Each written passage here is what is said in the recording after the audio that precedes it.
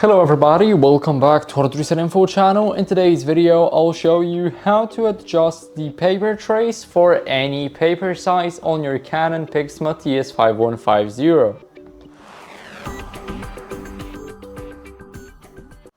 So starting off with the first one, we got two paper trays right here. So open the first one up by simply sliding towards you. Now here we need to take off this cover. And here we can adjust it to A5, B5, letter or A4. So we can just do that. After that, what you guys can do is also change its width right here.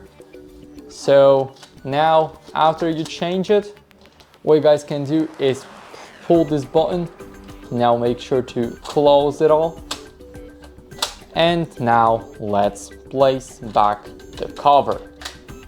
So after we basically place back the cover, what we need to do is we need to pull it back.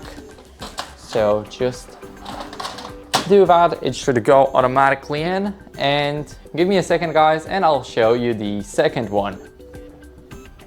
Now moving on to the second one, we need to open it up right here. Now pull it towards us and make it curve backwards. After that, open this thing up and here adjust it to any paper size you want.